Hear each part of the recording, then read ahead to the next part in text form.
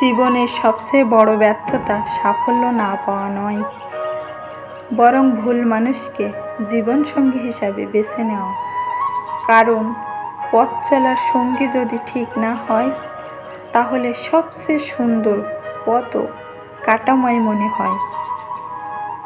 তুমি যত বড় স্বপ্নই দেখো, যত দূরেই এগিয়ে যাও না, যদি পাশে এমন কেউ না থাকে যে তোমার হৃদয়ের ভাষা বোঝে, তাহলে সেই পথটা ক্লান্তিকর হয়ে পড়ে। সঠিক জীবনসঙ্গী মানে শুধু প্রেম নয়, তা হচ্ছে মানসিক প্রশান্তি, নিঃস্বার্থ ভরসা এবং এক আশ্রয়ের নাম। ভুল মানুষ জীবনে এলে সময় নষ্ট হয়, আর সঠিক মানুষ এলে জীবনটাই বদলে যায়। কিছু মানুষ এমন ভাব দেখায় যেন আমি মাঝে মধ্যে নিজের একটা ছবি পোস্ট করি, তাতে জীবন মরণের যত পাপ কাজ আসে সব করে ফেলেছি। বাস্তব জীবনে খোঁজ নিয়ে দেখেন, তাদের খারাপ কাজের হিসাব নাই। বাস্তব জীবনে অন্যের ক্ষতি করা, পরের অর্থেও মেরে খাওয়া, বউ বা স্বামীর সাথে খারাপ ব্যবহার, হক মেরে খাওয়া, চুপি চুপি কত অন্যায় হদিস নেই। এসবের বাকিগুলো নাই বলি, তারাই আবার আমাকে ফলো করে। বলি গো, তোমরা না তুলসী পাতা দিয়ে গোসল করে বক্সে বন্দি থাকো,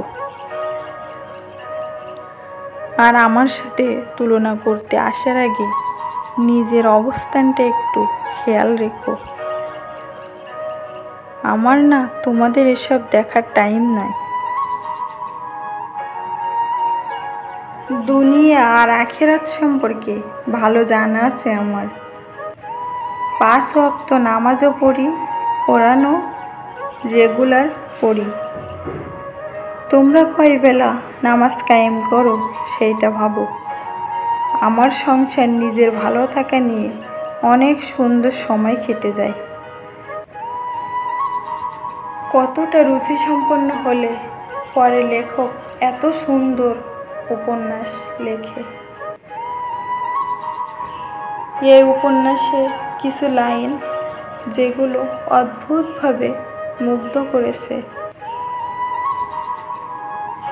সারা অঙ্গ কলঙ্কে ঝলসে যাক, তুই শুধু বন্ধু আমারই থাক। তুমি চাও বা না চাও, পরে দেখা হলে আমি আবার তোমার পিছু নিব। আমার পাপের রাজত্বে তোমার আগমন ছিল। ভূমিকম্পের মতো যখনই দেখি তুমি দাঁড়িয়ে আছো, আমার হৃৎপিণ্ড থমকে যায়।